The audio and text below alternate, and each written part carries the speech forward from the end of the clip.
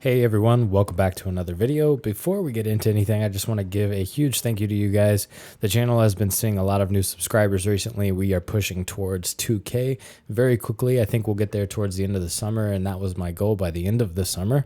So again, thank you for coming around, clicking the like button, subscribing. If you haven't done those things, think about doing so. Really helps me out. But in any case, I'm just glad you're here watching this. So let's get into today's topic, which is going to be catching fish and finding them in the immediate post-spawn, which can historically really be a tough period for smallmouth fishermen, especially smallmouth on the river.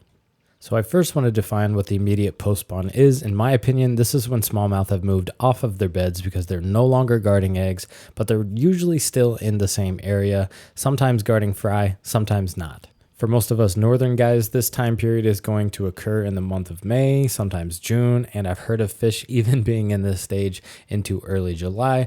A lot of that is going to depend on river conditions. In a high water period, there's definitely going to be a delay, so keep that in mind as we move forward throughout this video. There is no concrete day where this ends or starts. It just all depends on your river. And the reason why I'm touching on this topic in a video today is because this can be a tough time of the year to catch fish. It's warming up. It seems like summer out. You're ready to start throwing quick moving baits. You're ready to look in the current, but the fish just aren't there, and the fish just aren't eating the way you expect them to. So where are they?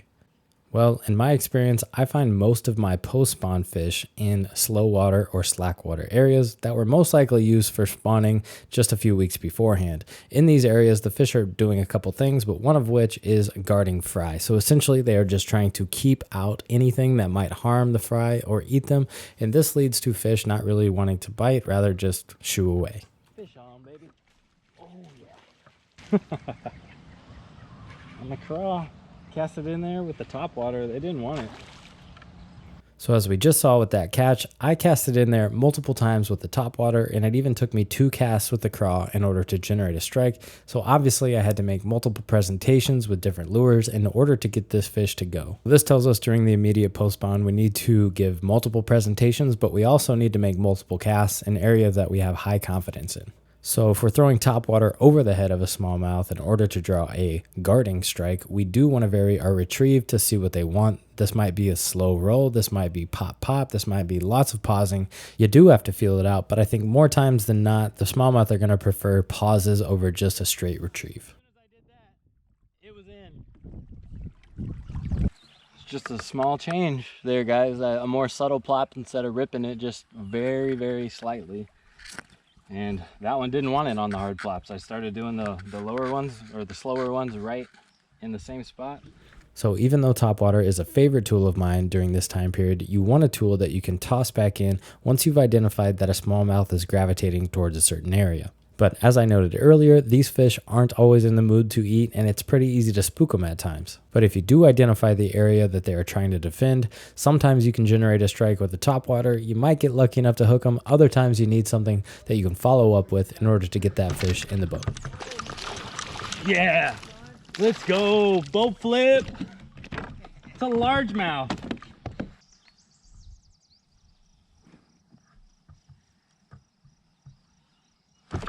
Got it. Get out of those. Oh yeah. No. That was cool. Not very big. All right, now that we've talked about the mindset that you need to have when you are considering techniques for finding fish during the immediate post-spawn, we do need to talk about the location that we find these fish in. And we've already identified that fish may be guarding fry and therefore are going to be pretty close to where they bedded, but it's also possible that the fish aren't doing that at all and instead are recovering or have come out of recovery and are now beginning to feed.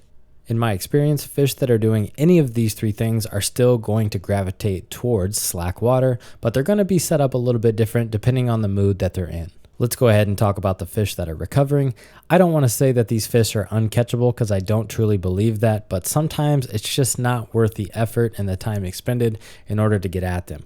I've seen fish during this time period absolutely buried in laydowns in areas that you just simply can't make a cast to, that instead you'd have to like vertically jig in order to get them to see your bait. Now those fish, I don't think are going to swim out and chase a topwater. I don't think they're going to chase a swim bait. They're not chasing anything. They're simply recovering out of the current. They're not expending a lot of energy just yet. But on the other hand, there are fish that are set up in order to eat. And even though it may feel like summer, these fish are not going to be out in those summer locations, hugging current seams right below riffles in the riffle itself. Nope, they're still going to be hanging out in the slack looking for an easy meal. These fish are the easiest to target, obviously, but if you are in for a challenge and you want to look for those recovering fish, find the biggest, nastiest laydown and try to get into the nastiest part of it and make a presentation.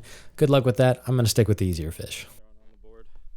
But fun, just throwing the whopper plopper down this bank and really not doing anything special, looking for rock, telling me what the substrate is a little further out, but they've been tucked fairly close to the shallows, ready to pounce. So there's one more. Okay, so you're out on the river, you're catching fish, but you're not sure if you're catching fry garters or if you're catching fish that are feeding. Well, the number one giveaway for fry garters is you're going to have a lot more missed strikes than you are hookups. The next giveaway for me that I'm catching fry garters is that they're not holding tight to a specific piece of cover. Yes, they're gravitating towards a certain area, but it's not a lay down, it's not a branch. In general, it tends to be an open area that the fry are just kind of floating in, slowly drifting from one little spot to another.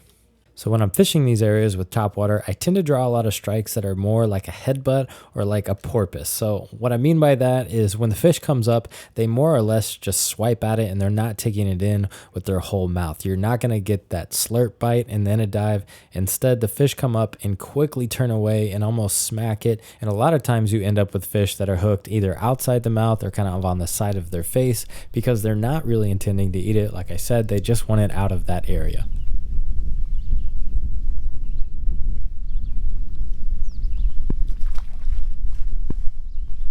That's a smallmouth.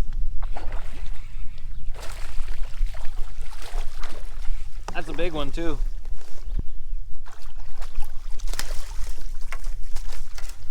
Now with this fish, it's kind of hard to tell if it was guarding a certain area or if it actually did want to come up and eat, but the way that it hit the bait didn't scream aggressiveness to me, so I kind of think it's a fry garter. I'm not exactly sure. That's what I'm going with, but as we're going to see here in just a second, there are fish that are feeding, and these fish are going to be a lot easier to identify because in my experience, they hold tighter to cover. That doesn't mean they're necessarily tucked all the way down in there like recovering fish during the post spawn, but they're actually willing to come out and chase from a specific piece of cover. Called that one.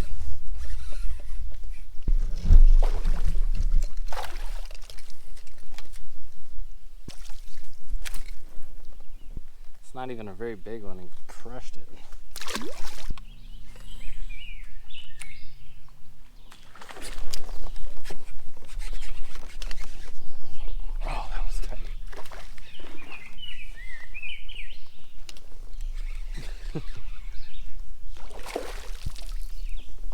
Both of these two catches that we just saw show us fish that were a lot more aggressive in their strike, were located more closely to cover, and were also willing to chase and hit pretty aggressively. But beyond that, both of them are hanging out and ready to eat in slack water. Slack water during this time of year, in my opinion, is the key. So with that said, let's go ahead and look at a map where I've identified some real world examples of slack water that I would target in order to find fish during the post spawn. And as you can see, these spots are tucked away from the concentrated current and are often below some kind of obstruction. In this example, they are in the form of islands, but all of that water that's tucked beneath it and sometimes to the side, depending on the flow, is going to be slack. Some of this water is going to have visible cover, some of it isn't. It does not matter. Fish all the slack that you can during the immediate post spawn, because as we've seen, fish are going to be doing different things in different locations and you want to get a shot at all of them. It's a big one. I said there should be one down here. With this catch here, we have a fish that was below a grassy outcrop, hanging out in slack water, ready to pounce on anything that came by. And in the next example, I want you guys to think about the two things I've identified and what they mean in the context of the immediate post spawn.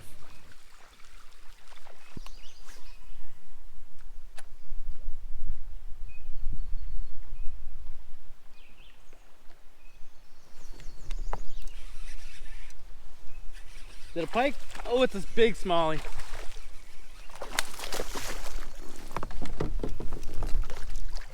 Oh, dude, that is a tank. My goodness. So I'm sure most of you guys picked up on the first thing that I had identified, and that was just a big laydown. And secondly, I identified an area that had small rock. So this small rocky substrate, in my opinion, is going to be an area that these fish would spawn in, and it would have it that we did see beds in exactly this kind of rock while we were on this river. So this fish, I don't think, was too far from an area that it could have spawned in.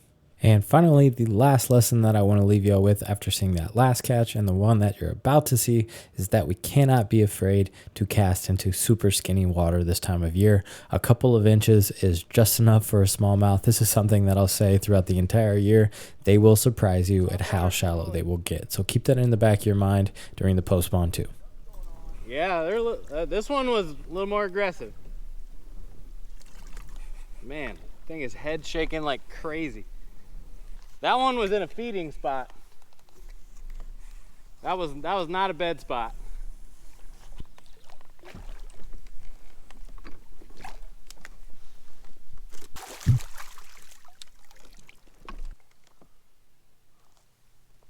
Before I wrap this video up, I do want to talk a little bit about baits, and I don't think if you're not using these baits, you're not going to catch fish. They are not the end-all be-all. These are just the tools that I think are important in the post-spawn, and they have a few characteristics that I like for baits during this time of year. And the number one thing for me is that the bait is going to stay in the strike zone for a pretty long period of time. So for example, with a Whopper Plopper 75 or a popper even, I can just let the bait sit on top of a smallmouth's head for as long as I like, and I can mix in pops and runs and everything in between. Similarly, a jointed hard swim bait like the 6-inch trace is a bait that I can swim slowly through an area that I think fish are holding in. I can kill it, I can let it slowly sink, and I can keep it in the strike zone for a pretty good period of time. A soft bait that does a pretty good job of this is a weightless fluke. Toss it in, let it sink down, give it a pop, repeat the process over and over. Lastly, the fourth bait I'm going to recommend is just going to be a craw of some kind. I prefer rigging it on a jig head that's going to allow a slower sink, but I just know regardless of what stage the fish are in, a craw is something that smallmouth bass just tend to put in their mouth. Okay, so with all that said, that is going to be it for today's video. Please keep in mind that this is going to vary depending on the river that you are fishing, but for the most part, these are the patterns that I've picked up on fishing rivers here in northern Illinois, northern Wisconsin, and Minnesota. I do realize that it seems like an easy answer to just say, yeah, go fish slack during the immediate post-spawn and you're going to find fish. But I think if you apply some of the things I've identified in this video to your own river, looking in slack, looking for those specific things that you know about your river, you're going to get on fish in the immediate post-spawn. You're going to catch more, hopefully find more, have fun out there on the river. Let me know if you guys do. See you next time.